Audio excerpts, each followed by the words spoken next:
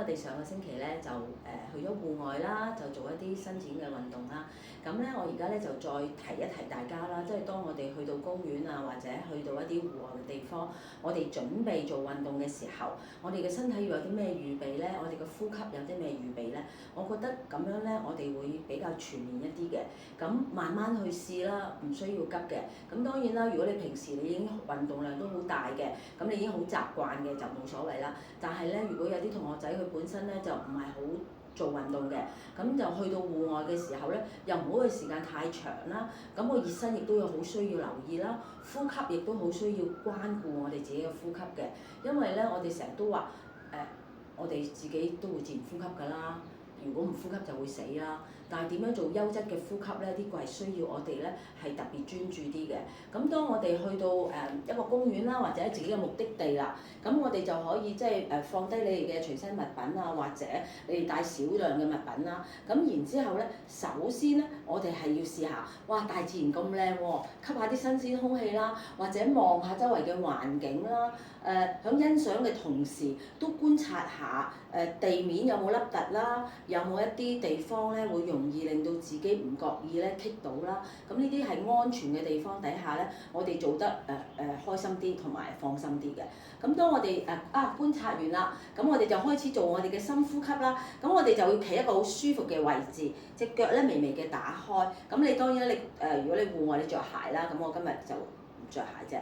咁你跟住咧，你就俾自己吸一啖氣，好似咧朝頭早起身伸懶腰咁樣，你就吸氣，拉長個人，呼氣放鬆，俾自己個感覺吸進佢，吸大呢啲，你鼻吸鼻呼又得，鼻吸口呼又得，口吸鼻口呼都得嘅，即係冇所謂。我只係俾一啲養分去我哋個肺嗰度，喐一喐我哋，同埋伸展下我哋啲肌肉。可能你朝頭早一早瞓醒，你落公園行啦，咁你可能你啲肩胛嗰啲嘢位置有啲位置有啲緊啦，所以咧我哋好簡單咁樣做幾下深呼吸，咁你就可以隻手咧都喐埋咧就吸氣咁樣上啦，吸，跟住放鬆個手腕，呼氣咁樣落，俾自己鬆一鬆嘅啫。咁你做呢個呼吸咧，你可能做5至10個嘅呼吸，咁你就自己就覺得鬆咗嘅個人。咁跟住咧，你就試下啦喎，你摸下你啲肋骨呢啲位置啦，有冇肚腩都摸住去感覺下你個肚腩或者你啲肋骨嘅位置。咁咧你就試下啦，吸氣撐開，將佢嗰啲肋骨橫向咁樣撐開佢，呼氣凹入去。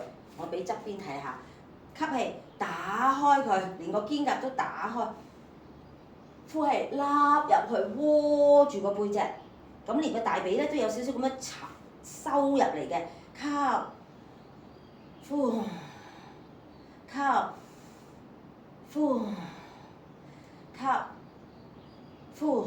目的呢個位置盡量一入去，但係個腰唔好將個 pad 咁樣趌咗出去。我哋盡量係一個垂直嘅位置，腳、膊頭個頭部吸咗打開咗啦。